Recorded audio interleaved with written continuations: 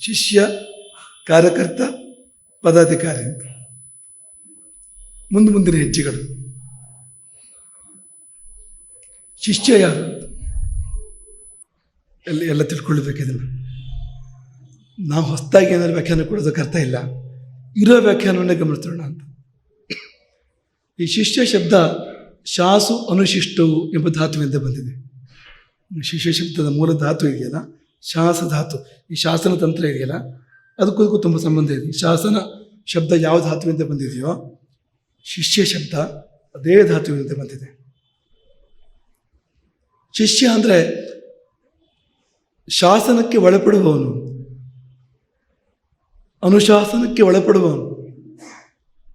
ಅನುಶಿಷ್ಟವು, ಅನುಶಾಸನಕ್ಕೆ ಒಳಪಡುವವನು, ಅವನೇ ಶಿಷ್ಯ. ಅಂದರೆ ಯಾರು ಗುರುವಿನ ಶಾಸನಕ್ಕೆ ಒಳಪಡೋದಿಲ್ಲವೋ ಅವನು ಶಿಷ್ಯ ಅಲ್ಲ.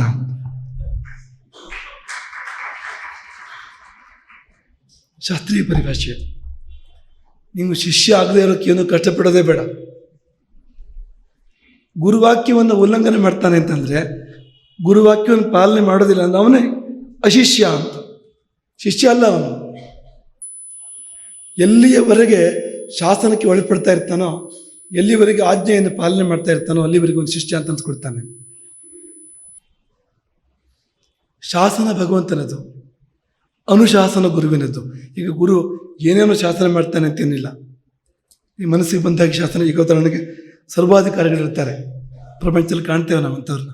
ಮನಸ್ಸಿಗೆ ಬಂದಾಗ ಶಾಸನ ಮಾಡ್ತಾರೆ, ತಮ್ಮ ಸ್ವಾರ್ಥಕ್ಕಾಗಿ ಶಾಸನ ಮಾಡ್ತಾರೆ, ತಾವು ಅದಕ್ಕಾದ್ರೂ ಉಳ್ಕೊಳ್ಬೇಕು ಅನ್ನೋ ಕಾರಣಕ್ಕೆ ಶಾಸನಗಳನ್ನು ಮಾಡ್ತಾರೆ. ಅದೆಲ್ಲ ಅನುಶಾಸನ ಅಲ್ಲ. ಭಗವಂತನ ಶಾಸನ ಹೊಂದಿದೆ ಸೃಷ್ಟಿಯಲ್ಲಿ, ಅದಕ್ಕೆ ನಮ್ಮವರು ಕೊಟ್ಟ ಹೆಸರು ಧರ್ಮಶಾಸ್ತ್ರ ಅಂತ. ಅದೇ ಅದು, ಬೇರೆ ಏನೂ ಅಲ್ಲ ಅಂತ. ಹೀಗೆ ಬದುಕಬೇಕು, ಹೀಗೆ ಬದುಕಬಾರ್ದು ಅನ್ನುವ ಒಂದು ಪರಿಭಾಷೆ ಇದೆಯಲ್ಲ, ಆದರ್ಶ ಜೀವನದ ಪರಿಭಾಷೆ, ಅದೇ ಶಾಸನ ಅಂತ. ಅದನ್ನೇ ಗುರು ಪ್ರತಿಧ್ವನಿಸುವಂಥದ್ದು ಅಂತ. ಹೇಗೆ ಬದುಕು, ಹೇಗೆ ಬದುಕಬೇಡ, ಹೇಗೆ ನಡ್ಕೋ, ಹೀಗೆ ನಡ್ಕೊಳ್ಬೇಡ ಅಂತ ಅದನ್ನು ಪಾಲಿಸಬೇಕು. ಪಾಲಿಸಿದಾಗ ಒಳ್ಳೆಯದಾಗುತ್ತೆ ಅವನಿಗೆ. ಅವ್ನು ಯಾಕೆ ಅದನ್ನು ಪಾಲಿಸ್ಬೇಕು ಅಂದರೆ, ಈಗ ದೀಪದ ಕಡೆ ಮಗು ಓಡ್ತಾ ಇರುತ್ತೆ, ಬೆಂಕಿ ಕಡೆ ಮಗು ಓಡ್ತಾ ಇರುತ್ತೆ, ಹೋಗ್ಬೇಡ ಅಂತಾಳೆ ತಾಯಿ.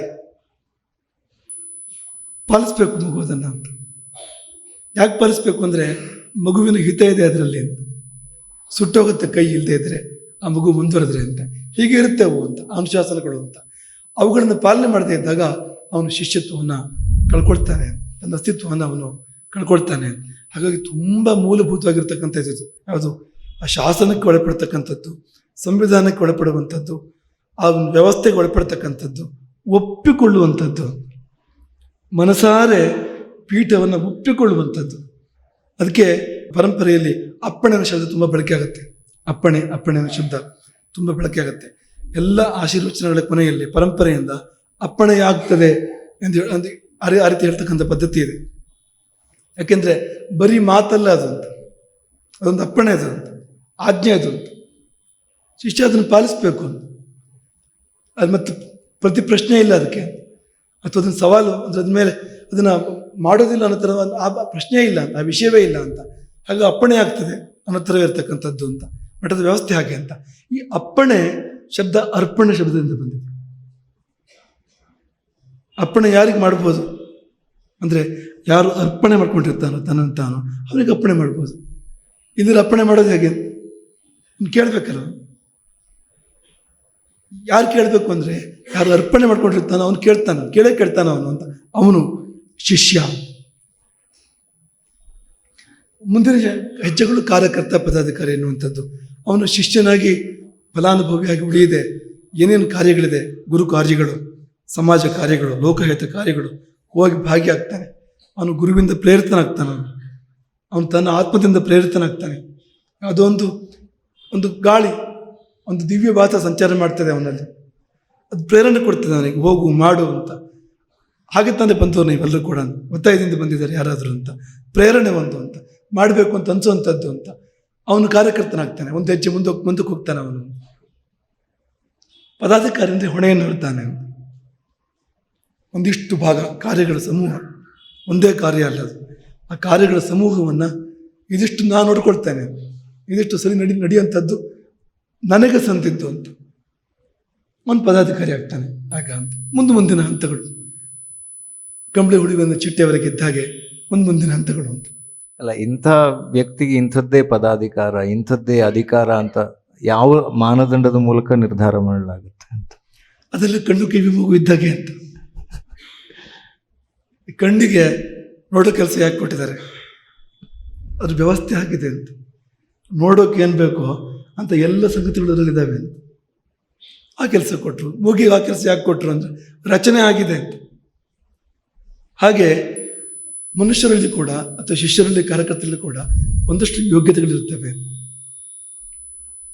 ಅವನು ಆ ಕೆಲಸಗಳನ್ನು ಮಾಡಬೇಕು ಅಂತ. ಯಾರು ಮಾತಾಡಬಲ್ಲ, ಯಾರು ಹಾಡಬಲ್ಲ, ಯಾರು ಇನ್ಯಾನೋ ಮಾಡಬಲ್ಲ ಅಂತ. ಒಬ್ಬ ಅನುಷ್ಠಾನ ಮಾಡಬಲ್ಲ, ಒಬ್ಬನಿಗೆ ಈ ಆರ್ಥಿಕ ವ್ಯವಹಾರಗಳು ತುಂಬ ಅವನಿಗೆ ಕೂಡು ಬರುತ್ತೆ, ಒಲಿದು ಬರುತ್ತೆ, ಮಾತಾಡೋಕೆ ಬರೋದಿಲ್ಲ ಅವನಿಗೆ. ಇನ್ನೊಬ್ಬ ಜನರನ್ನು ಜೋಡಿಸಬಲ್ಲ.